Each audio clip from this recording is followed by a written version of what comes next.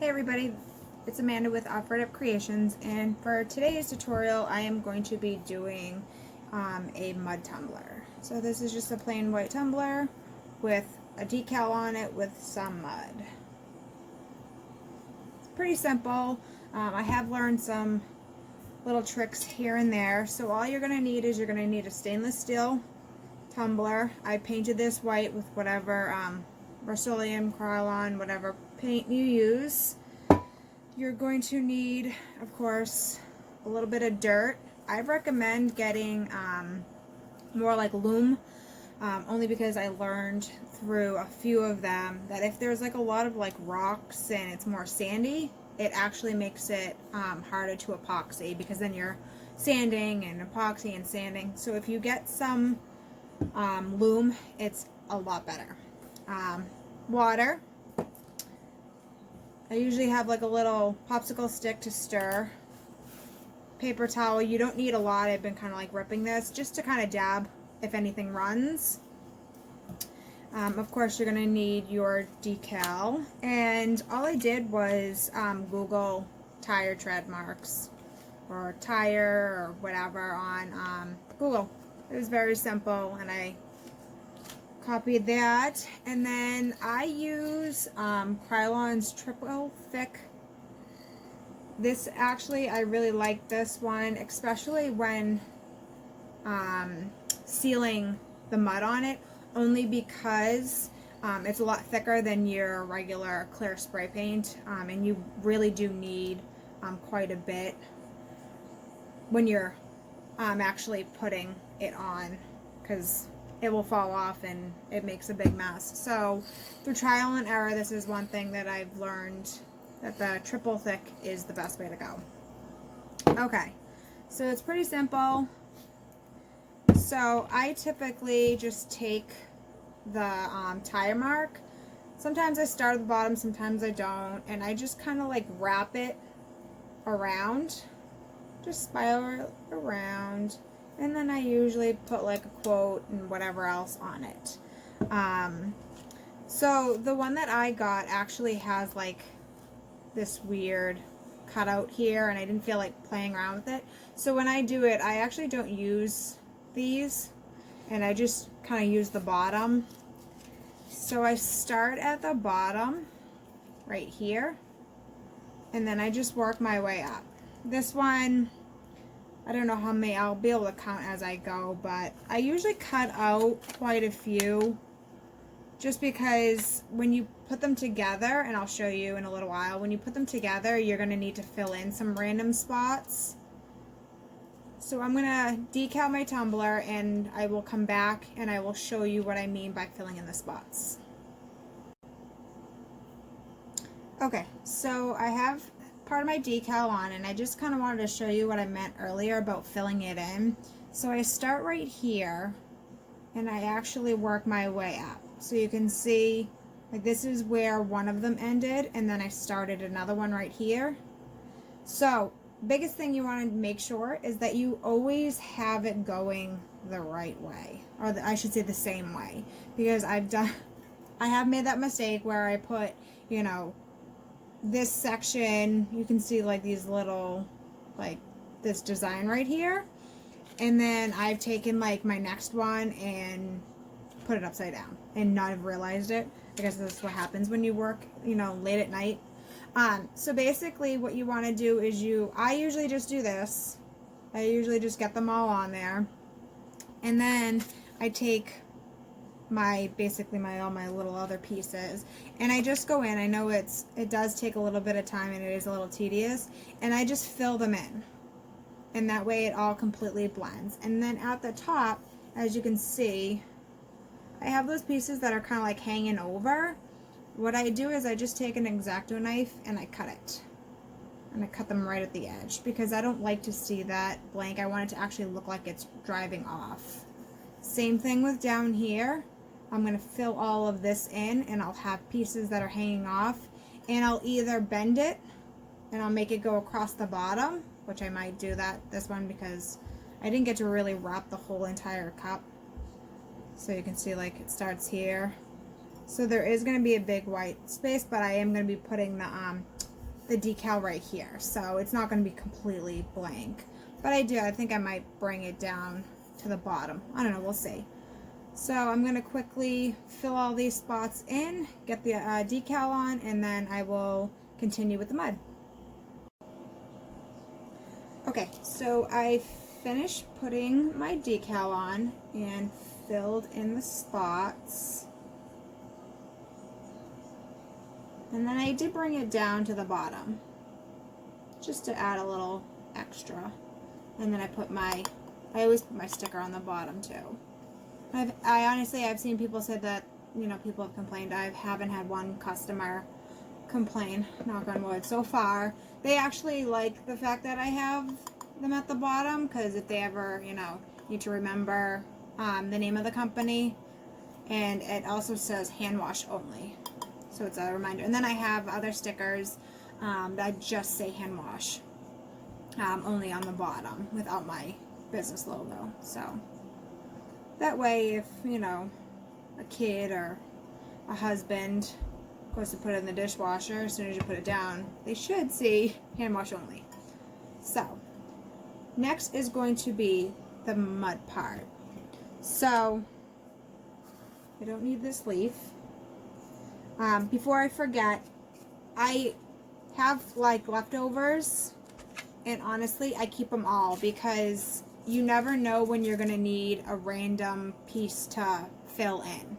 And like with how I don't really care for that spot right there, of how I kind of wrapped it and the curve of it, I'm going to take that and I'm going to put mud there so it will kind of blend it in more. So you won't even see that. So I have my little cup of mud, and you really honestly don't need a lot of mud.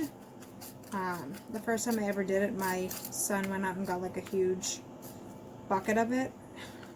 I'm like, you don't need all of that. So I kind of go around and fluff it all up, see if there's any like random big rocks in there, because you don't want to put rocks on this. Like I said, loam is better, because loam shouldn't have that much sand or anything in it. It might have a few rocks here and there. So just take your water, and I just add a little at a time, only because you don't want it too watery, but you don't want it too like pasty either. So you do want it some watery, but then again, it's all in what you can work with. So it is dripping, but it's not running either. Okay, so basically what I do is I do this completely random, and I kind of just throw it on there. I take like a little piece of paper towel, little pieces, because we know how hard it is to get paper towel, especially if you live in Mass like me.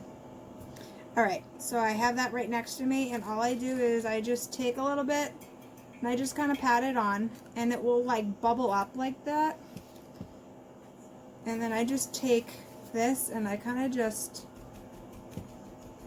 absorb a little bit of the water out so it sticks. And you can like spread this around. This is the fun part, because honestly, you really can't mess it up because it's mud and it's supposed to be messy. You do want to work fast with this, only because you don't, I know this sounds really funny, you don't really want the mud to dry all that much, because what happens is it'll start to fall off before you can seal it. And then when you're epoxying it, if your mud isn't on the tumbler, it will get it'll get all over the place and it'll just get really messy. So typically I don't have it up on that thing, but you can see I just gonna throw it on there. There's really no wrong way to do it. Usually I have it on my football, but I'm slacking today. So that one spot that I said I didn't like,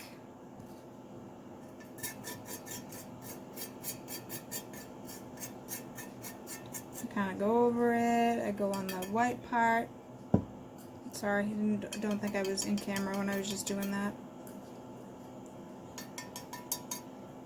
You know, you can like throw it at it, because it's supposed to be mud. It's supposed to kind of go everywhere.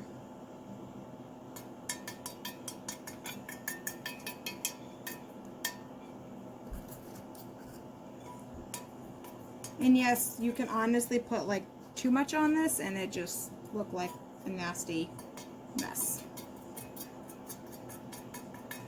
So I typically don't put like too much, but enough that people know it's supposed to be mud on it.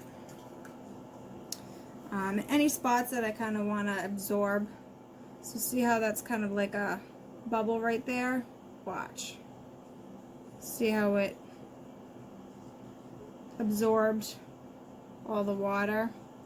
And honestly, if there's a spot that you don't like, wipe it off. It's so simple to wipe off. Like if you're like, oh my god, that's too much, you can literally just wipe it right off. Oh, I got mud on the bottom, so I can't even put this down yet. See, not paying attention, and I went and did my bottom. Usually I bring it in my spray booth and I put the mud on the bottom before I even, right before I spray it. So it's pretty simple. I mean, I did a lot of trial and error with the mud and how much water to put in it. You do want to try to make it like not as smooth as possible, but like if you have any big huge mounds of dirt, it's going to take a lot of epoxy to make that smooth. So that's why like when I do it, I go around and I kind of like pounce it down and like spread it out. So it does look like mud, but it's still is somewhat smooth. And like if anything's drying, you can just take a little bit of the water and you can just pounce it down. See, like, I don't know if you can see how that is like sticking up right there. That was more of like a rock than it was mud. That would take like layers and layers and layers to get smooth. Like I couldn't even tell you this one that I did, it took me forever. So see how there's some light and dark brown? So the light brown is more of a sand and the dark brown is more of like a loam. So like I said, trial and error. I realized that it was too sandy and it took me forever to get a final coat that was like really smooth.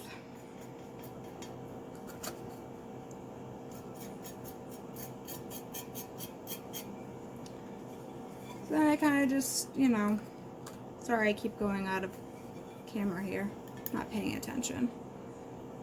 So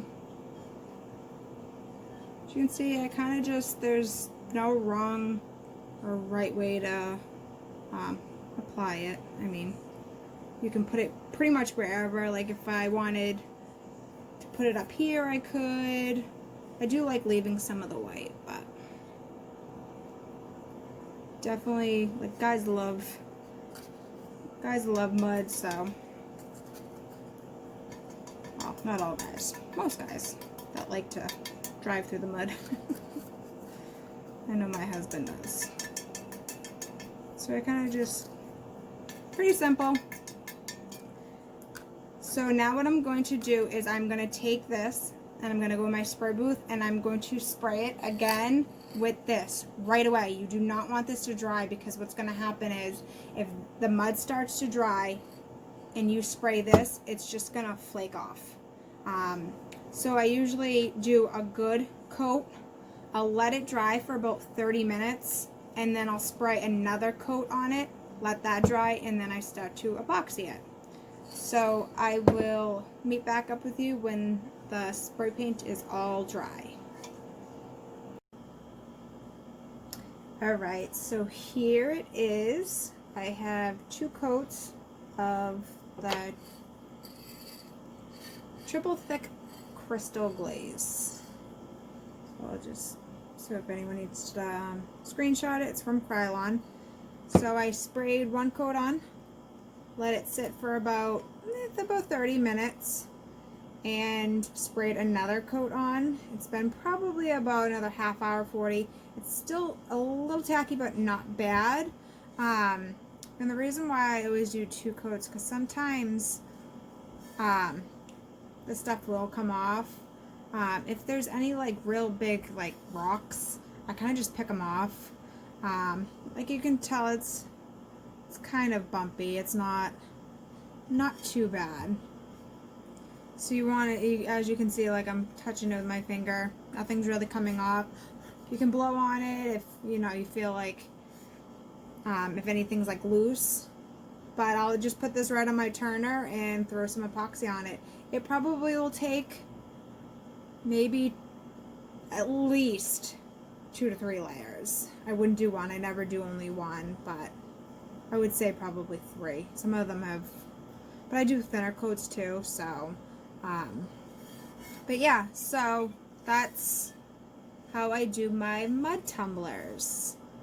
Thank you for watching. If you like this video, please give me a thumbs up. If you have any questions, please just leave it in the comments below. I will get back to you as soon as I can. Thank you for watching. Bye.